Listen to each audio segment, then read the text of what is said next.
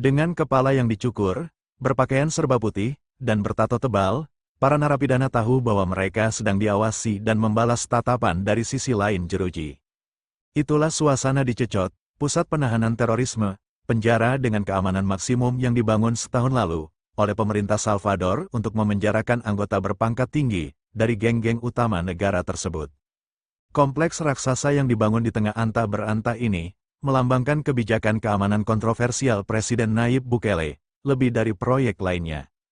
Kritikus Presiden menyebutnya sebagai lubang hitam hak asasi manusia, di mana pedoman internasional tentang hak-hak tahanan dilanggar.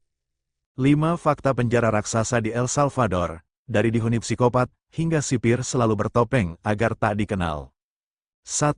Dikenal sebagai lubang beton melansir BBC, Miguel Sarre, mantan anggota subkomite PBB untuk pencegahan penyiksaan, menggambarkannya sebagai lubang beton dan baja. Dan mengacu pada fakta bahwa sejauh ini belum ada yang dibebaskan dari penjara, Sarre memperingatkan bahwa Cecot tampaknya digunakan untuk menyingkirkan orang tanpa secara resmi menerapkan hukuman mati.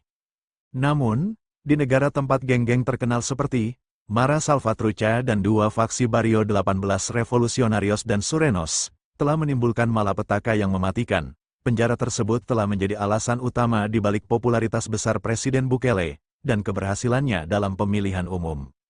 2. Dihuni para psikopat hingga teroris. Inilah para psikopat, teroris, pembunuh yang membuat negara kita berduka, kata direktur pusat tersebut selama tur yang diatur dengan cermat, di sel-sel yang diselenggarakan oleh pemerintah untuk media internasional. Jangan tatap mata mereka, sang direktur, yang tidak ingin disebutkan namanya tetapi mengizinkan dirinya difilmkan, memperingatkan jurnalis. 3. Tidak ada ventilasi udara saat itu tengah malam, tetapi di sini, lampu buatan tidak pernah dimatikan. Embusan udara menembus langit-langit berkisi-kisi, memberikan kelegaan singkat dari panas. Suhu di dalam sel dapat mencapai 35 Celcius pada siang hari dan tidak ada sumber ventilasi lain. Penjara itu mungkin disebut Alcatraznya Amerika Tengah, tetapi tidak kumuh, semuanya baru, mulus, dan baru dicat. Penjaga berkerudung mengawasi dari atas, dengan senjata di tangan. 4. Tidak ada kasur hingga piring di bawah, para tahanan naik ke ranjang bertingkat 4 tempat mereka tidur, tanpa kasur atau spray, mereka harus berbaring di atas logam polos. Mereka memakan makanan yang diberikan, nasi, kacang-kacangan, telur rebus, atau pasta, dengan tangan mereka. Perkakas apapun dapat dibentuk menjadi senjata mematikan, jelas sang direktur. Tidak ada yang lain di dalam 3 dinding semen sel itu selain 2 wastafel untuk narapidana untuk mencuci dan 2 toilet, yang harus digunakan narapidana di tempat yang terlihat oleh semua orang. Dan tidak ada yang bisa dilakukan selain menyaksikan waktu berlalu. Narapidana hanya boleh meninggalkan sel-sel ini selama 30 menit sehari untuk berolahraga, hanya menggunakan berat badan mereka sendiri, di koridor tengah blok 3, yang merupakan tempat yang boleh dikunjungi oleh kelompok jurnalis kami. Ada 7 blok lain seperti ini di dalam kompleks yang sangat besar itu, yang luasnya setara dengan 7 stadion sepak bola. Kompleks itu dikelilingi oleh 2 pagar berlistrik dan 2 dinding beton bertulang, dan dijaga oleh 19 menara. 5. Menampung 40.000 tahanan. Menurut pemerintah, Cecot dapat menampung hingga 40.000 narapidana. Namun, tidak jelas berapa banyak yang saat ini dikurung di sana, atau atas dasar apa mereka yang ada di sana dipilih untuk fasilitas ini. Ketika ditanya langsung tentang jumlah narapidana, direktur menjawab, kami tidak dapat memberikan informasi itu. Berapa kapasitas maksimum setiap sel? Kami bersikeras. Jika Anda dapat menampung 10 orang, Anda dapat menampung 20 orang, kata direktur itu, sambil tersenyum dari balik masker.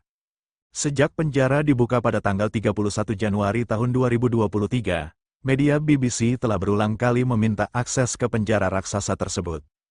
Akhirnya, izin tersebut dikabulkan 2 hari setelah Presiden Nayib Bukele, setelah mengklaim kemenangan dalam pemilihan presiden yang diadakan pada tanggal 4 Februari dengan lebih dari 80% suara.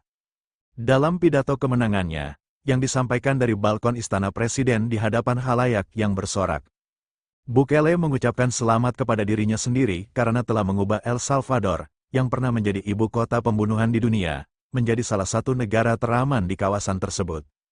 Ia juga menyerang mereka yang menuduh pemerintahannya melakukan pelanggaran hak asasi manusia. mengizinkan jurnalis internasional untuk mengunjungi penjara yang telah menjadi lambang kebijakan keamanan tangan besinya, tampaknya merupakan upaya lain untuk memengaruhi mereka yang meragukannya. Bagaimanapun, tidak ada kekurangan kritik dari kelompok hak asasi manusia. El Salvador sekarang memiliki tingkat penahanan tertinggi di dunia. Lebih dari 70.000 orang telah ditahan di bawah keadaan darurat, tindakan darurat yang memberikan kekuasaan kejam kepada polisi dan militer yang telah berlaku selama 2 tahun. Kelompok hak asasi manusia lokal dan internasional memperingatkan bahwa ribuan orang yang ditahan di bawah status pengecualian tidak memiliki hubungan yang jelas dengan kejahatan geng, yang lainnya dipaksa bekerja sama dengan geng. Mereka bertindak sebagai pengintai atau menyembunyikan senjata atau narkoba karena takut akan keselamatan mereka, kelompok hak asasi manusia mengemukakan.